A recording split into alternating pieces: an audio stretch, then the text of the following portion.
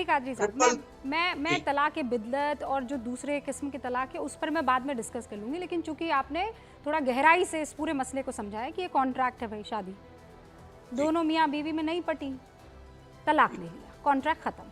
लेकिन मान लीजिए वो कॉन्ट्रैक्ट साइन किया और जिस शख्स के साथ उस औरत ने कॉन्ट्रैक्ट साइन किया उसने ज़बरदस्ती उसे धकेल दिया, वो भी बच्चे पैदा होने के बाद। और इस्लाम में आप देखिए कितने परिवार हैं, आमना मुझे बताइए कितने परिवार हैं जहां पर औरतों को आज़ादी है कि जाए बाहर काम करे, खुद मुख्तार बन जाए, है ना। तो कॉन्ट्रैक्ट का जो प्रोडक्ट है वो तो औरत गोद में ले लेके घूमे, और उसकी जिम्मेदारी कौन निभाएगा? कादरी साहब वापस आइए, इस सवाल का जवाब मुझे चाहिए। कौन उसे मुझे बताइए सईद साहब, उस कॉन्ट्रैक्ट के प्रोडक्ट की जो उसका गुजारा भत्ता है वो कौन ला कर देगा? चित भी मेरी पट भी मेरा। जी ये नहीं, मैं ये बताना चाह रहा हूं कि जब आपको ऐसो शौहर होना नहीं है, शौहर का पैसा होना है, ये बताना चाह रहे हैं आप। शौहर नहीं चाहिए, शौहर का पैसा चाहिए। ये कॉन्ट्रैक्ट मैरिज है, बिल्कुल कॉन्ट्रैक्ट खत्म हो गया है। अगर आप उनको महर अदा कर दिए तो बस वो बिल्कुल आजाद है।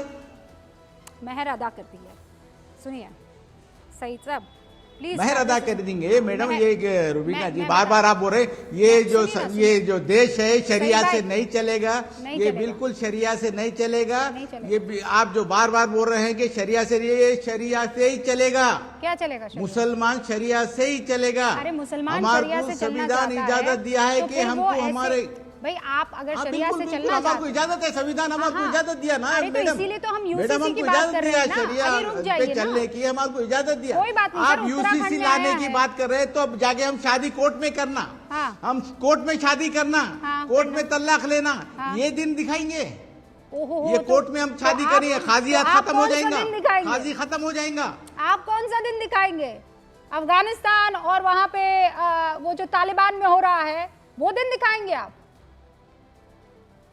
हैं? अरे मैडम बात करना है वाकई, अगर वाकई औरतों का अगर अच्छा चाह रहे तो रिजर्वेशन लियो ना, कौन मना करा हुआ है? ये रिजर्वेशन दियो लोगों को, वो लोगों को नौकरियां दियो लोगों को, उनके लिए बच्चों के लिए उनकी पढ़ाई के लिए है तो इंतजाम करो। लेकिन विद इन जो कम्युनिटी हमारे राइट है वो ना मांगे, क्योंकि वो आपको देने पड़ेंगे। ये किस तरह का आर्ग्यूमेंट है आपका? आप हमेशा गवर्नमेंट से मांगते रहो, लेकिन जो आपके हक है विद इन द कम्युनिटी वो मत मांगो। और अगर इतना शरिया सच में आपको प्यारा है तो पाकिस्तान बना था ना शरिया फॉलो करने के लिए, वहां जाना चाहिए था हर उन लोगों को। अरे ये देश कॉन्स्टिट्यूशन से चलता है, कॉन्स्टिट्यूशन ने आपको सिविल कोड अलाउ करने दिया है फॉलो करने के लिए, तो उन्होंने ये भी कहा है कि अल्टीमेटली हमको जेंडर इक्वालिटी प्रिवेल करना है हर कम्युनिटी में। यूसीसी ही है हमारा फाइनल डेस्टिनेशन। तब तो आपको संविधान नहीं याद आता। आपको संविधान, आपको कॉन्स्टिट्यूशन अपने माइनॉरिटी राइट्स के लिए याद आते हैं, आपको संविधान कॉन्स्टिट्यूशन माइनॉरिटी विमेन्स के लिए क्यों नहीं याद आते हैं? आप लोग सेलेक्टिवली कॉन्स्टिट्यूशन का इस्तेमाल करते हैं। आप बताइए मेरे को, आज जिसकी गवर्नमेंट है, बीजेपी गवर्नमेंट है, 543 एमपीस है, कहाँ है बताइए आप? सबका साथ, सबका विकास, सबका विश्वास किधर है? मुसलमान पार्लियामेंट से रोकते आप, राज्यसभा से रोकते आप, हाँ आप कहाँ पे है, किधर है, क्या बात कर रहे हैं? और बीजेपी और क्यों आप खाली शरया पे रखे, मुसलमानों के हक कहाँ है? मुसलमान का हक किधर है? किधर है मुसलमान? कहाँ ठहरा हुआ है मुसलमान? यूसीसी लाने की बात करेंगे आप, तलाक की बात करेंगे, ट्रिपल तलाक की बात करेंगे, हिजाब का, अरे बिल्कुल मान रहे हैं हम। सुप्रीम कोर्ट का फैसला बाबरी मस्जिद पे भी आया, बाबरी मस्जिद पे भी आस्था पे आया, बराबर माने हम, बराबर माने हम। तो ये अच्छी बात है माने। बस तो ये भी मान लीजिए ना, है तो शराई लॉ में मदाखिलत मत कीजिए। हमारा इस्लाम मुकम्मिल है, हमको जरूरत नहीं है किसी चीज की। आज से नहीं 1400 साल से मुकम्मिल इस्लाम है। सईद साहब, अगर इस्लाम मुकम्मल है लेकिन आप लोगों की नीयत मुकम्मल नहीं है ना, प्रॉब्लम तो यहाँ आ जाती है। इस्लाम को मुकम्मल कह रहे हैं, मैं मानती हूँ ये बात, गलत। इस्लाम मुकम्मल है, पर आप लोगों की नीयत नहीं मुकम्मल है। बिल्कुल गलत। आप चंद लोगों के वास्ते, चंद लोगों के लिए आप सबको नहीं बोल सकते। आप चंद लोगों के लिए सबको नहीं बोल सकते। आप भी तो आ रहे हैं ना सर, आप भी तो वही बातें कर रहे हैं। के शर्मा, शमून कासमी और कादरी साहब करो यार, तोबा करो। चैनल पे बैठे बाद ये सब चीजें इस तरीके के आप किसी को जानते नहीं तो किसी को जानते नहीं रुबिका जी, तो किसी पे इल्जाम नहीं लगाना। शर्मा जी आप जानते मेरे को, आप मेरे को जानते हैं? अरे आपकी बात नहीं कर रही हूँ, वो आप लोग ऐसो जो मुस्लिम इल्जाम महिलाओं कभी नहीं के हम आपके गुजारे चैनल भत्ते पे का जो सुनिए लोग रूबिका जी, मुखालिफत मैं कर रहे हैं, आपके मैं उनकी चैनल बात पे कर रही आके हूँ। मैं आपको एक बात बताने के लिए आया हूँ नहीं, रुकिए, कि रुकिए, भाई सईद साहब, रुकिए। शरीय लॉ में मदाखिलत मत कीजिए, बस बस। बोल दिया आपने, लेकिन आप कह रहे हैं संविधान को हम मानेंगे, कोर्ट जी। के फैसले को हम मानेंगे। ठीक है, बढ़िया बात, अच्छी बात है। के शर्मा जी। देखिए रूबिका जी, विडंबना यही है जो बात मैंने पहले कही थी। विडंबना यही है कि अधिकार तो चाहिए संविधान के अनुसार, लेकिन जब कर्तव्य निभाने की बात आएगी तब हमारा सरिया है, ये विडंबना है। और इसी द्वंद्व के कारण से सबसे ज्यादा शोषण यदि किसी उसमें हो रहा है तो महिलाओं का हो रहा है, क्योंकि इनको संविधान से सारा अधिकार चाहिए। अभी ये बात कर रहे थे सबका साथ सबका विकास सब कुछ, तो भैया अपने यहाँ भी आपको सबका विकास क्यों नहीं करना चाहते, महिलाओं का विकास क्यों नहीं करना चाहते? वहां तो जब उनके हक की बात आ रही है तब आप अपना सरिया लेके ये कहते हैं कि साहब इसमें तो ऐसा नहीं हो सकता और वैसा नहीं हो सकता। अभी उन्होंने बहुत सारी तलाक की चीजें बताई। जब ट्रिपल तलाक का कानून आ रहा था और सुप्रीम कोर्ट में उसकी बहस चल रही थी, मैं उस समय भी डिबेट में आता था, मैं तमाम जो है इनके धर्म गुरुओं से सुनता था। कुछ तो पक्ष में थे और कुछ जो बहुत कट्टर विरोध कर रहे थे। यदि मैं गलत नहीं हूं तो मुझे रूबिका जी थोड़ा करेक्ट कीजिएगा। मुस्लिम पर्सनल लॉ बोर्ड का एक हलफनामा आया था जो कोर्ट के अंदर, जिसमें कहा गया था कि मुस्लिम महिलाओं की सोच और समझ, हाँ, सोच और समझ जो है उनको उनकी कम है, कमतर है। तो अब इस तरह की यदि मानसिकता के लोग बैठकर यदि ये बात करेंगे तो ये किस हद से उनको, किस हद तक जाकर उनको अधिकार देंगे। तो यही चीज आज भी सामने आ रही है, जबकि सुप्रीम कोर्ट का निर्णय वो तो लागू होगा ही। इनके हाँ, इनके कहने और न कहने से कुछ नहीं होने वाला, मानना तो इनको पड़ेगा ही। आप अपनी बात पूरी नहीं कर पाए थे, डिस्कनेक्ट हो गए थे। जी रूबिका जी, मैं ये कह रहा था कि जो कॉन्ट्रैक्ट जब खत्म हो जाता है और अगर उसको लड़का हो या लड़की हो, यानी जैसे उनको संतान हो गई हो, बच्चे हो गए हो, तो वो उसी बाप की जिम्मेदारी है उनकी परवरिश, उनका मेंटेनेंस करना जिसकी वो औलाद है। रहा सवाल उसकी बीवी, जब उसकी ज़ौजियत से अलहदा हो गई, उसकी अब वो बीवी बाकी नहीं रही, तो उसके ऊपर क्या जिम्मेदारी आयद होती है, पहला सवाल। दूसरी बात यह है कि कोर्ट ने फैसला दिया और इसके ऊपर ये सारी डिबेट हो रही है।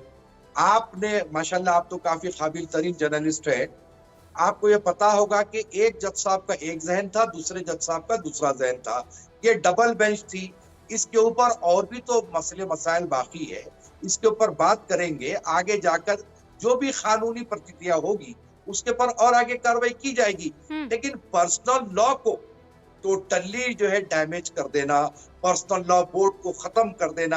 अब आप देखिए, आपके साथ चैनल पर राशिद शरीफ साहब बैठे हुए हैं, ये ऑल इंडिया साउथ इंडिया के जो पर्सनल लॉ बोर्ड के चेयरमैन है।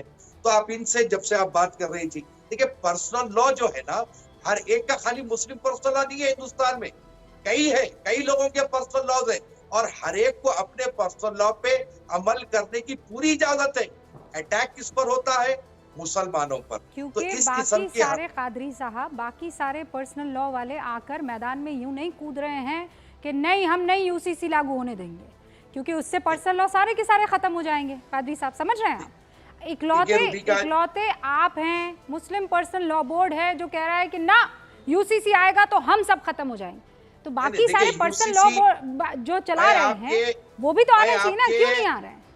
मैं आपके चैनल के जरिए ये सारे हिंदुस्तान को ये बात बताना चाहता हूँ और हिंदुस्तान के सारे मुसलमानों को ये बात बताना चाहता हूँ कि यूसीसी लागू हो ही नहीं सकता। इसीलिए नहीं हो सकता कि हमारे पास इतनी तहजीबें हिंदुस्तान में, खाली मुसलमानों का मसला नहीं है यूसीसी का, और भी है, नागाज है, मिजोज है, क्रिश्चियंस है और जो अनडिवाइडेड फैमिली हिंदूज की है। अरे कहाँ से लाते सर, नहीं ला सकते। ये सिर्फ मुसलमानों को टेम्प्ट करने का तरीका है। ना कोई टेम्प्ट नहीं कर रहा। आप लोग आकर ये बात कह रहे हैं ना। आमना कुछ कहना चाह रही है, सुन लीजिए कादरी साहब। जी, मैं ये कहना चाह रही हूँ कि गोवा में ऑलरेडी यूनिफॉर्म सिविल कोड लागू है। क्या बात कर रहे हैं कि ये लागू ही नहीं हो सकता? उत्तराखंड में हो गया है। उत्तराखंड में हो गया, ये कैसी बातें कहना कि ये लागू हो ही नहीं सकता। ये वही धर्रा है। जब ट्रिपल तलाक की बात हुई थी तो उन्होंने कहा था कि आप इसको जरा सा भी हिला नहीं सकते, और तब भी उन्होंने यही कहा था कि ये जो ट्रिपल तलाक का जो चेंजेस है, रिफॉर्म है, ये इस्लाम के अगेंस्ट है।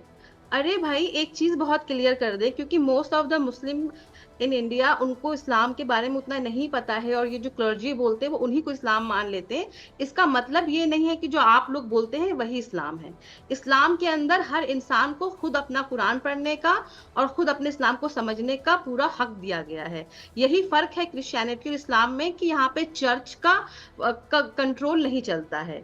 और जब शरिया की बात करते हैं, इसमें बहुत सारी चीजें होती हैं, इसमें क्यास, इज्मा, इसके इंटरप्रिटेशन होते हैं। यही शरिया को इंटरप्रेट करके सऊदी अरेबिया ने कभी कहा था कि औरतें गाड़ी नहीं चला सकती हैं। आज वहां पे कह दिया गया कि नहीं, आप किस तरह का कपड़ा पहनना चाहते हैं वो आपकी मर्जी है, ये कहीं कुरान में मना नहीं किया गया है। तो शरिया बदलता रहता है, ये मैन मेड है, इसके इंटरप्रिटेशन होते हैं। ये लोग क्या करते हैं कि बोलते हैं शरिया ही इस्लाम है। आपको मैंने एग्जांपल दे दिया ना सऊदी अरेबिया का। आप सऊदी अरेबिया के मौलवी से भी ज्यादा बड़े इस्लामिक स्कॉलर हो गए हैं क्या अभी? तो आप मेरी बात सुनिए, आप हम औरतों को डराना बंद कर दीजिए कि इस्लाम के ठेकेदार आप और हम समझते नहीं। जब तक हम 5 प्रिंसिपल्स इस्लाम के मानते हैं, हम पहले कलमे को मानते हैं, हम मुसलमान हैं। हम अगर लॉ ऑफ द लैंड को फॉलो करेंगे, हम कॉन्स्टिट्यूशन को मानेंगे, कोई नहीं कह सकता कि हम मुसलमान नहीं रहे। ये लड़ाई ईगो की है, ये लड़ाई अपने अथॉरिटी को बचाने की है। All India Muslim personal law board जो औरतों के बारे में फैसले देता है, वहां पे आप देख सकते हैं मर्दों का बोलबाला है। तो ये अपने हाथ से इस तरीके का जो ये मिलता है ना इनको अथॉरिटी, ये कैसे जाने दे सकते हैं? पैरेलल जुडिशरी की पावर ले रखी है इन लोगों ने, तो वो उसकी लड़ाई है, ये ईगो की लड़ाई है। इनको फर्क नहीं पड़ता है कि कम्युनिटी के अंदर औरतों के साथ क्या होता है। तो एक जवाब चाहिए ना, इसका जवाब क्या है?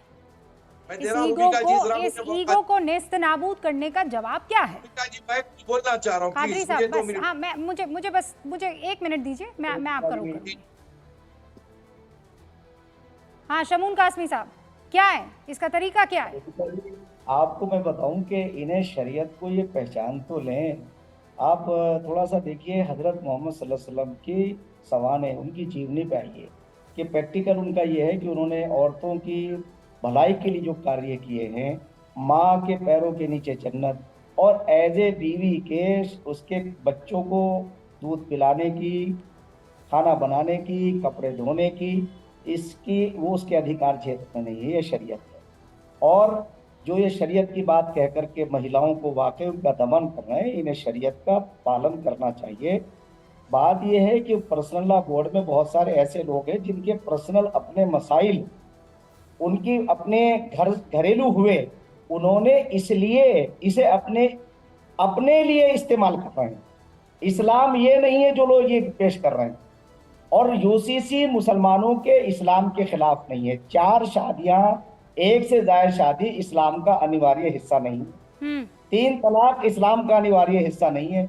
उत्तराखंड पहला हमारा राज्य है, माननीय मुख्यमंत्री पुष्कर सिंह धामी जी ने पहल की है, वो साधुवाद के लायक है। और हम ये कह रहे हैं कि न मुसलमानों के खिलाफ है, न इस्लाम के खिलाफ है, न किसी कम्युनिटी के खिलाफ है। यूसीसी के आने से सिमिलरिटी आएगी, भाईचारा आएगा, और हमारी जब आएगा तब आएगा। अभी तो महिलाओं के लिए एक अच्छा फैसला आया था, और वो भी सुप्रीम कोर्ट की तरफ से, उसमें ही मुस्लिम पर्सनल लॉ बोर्ड की तरफ से ये जिस तरीके के कदम उठाए जा रहे हैं, उसको कौन समझदार मुसलमान औरत जो है वो मानेगी? कौन मानेगी ये बताइए?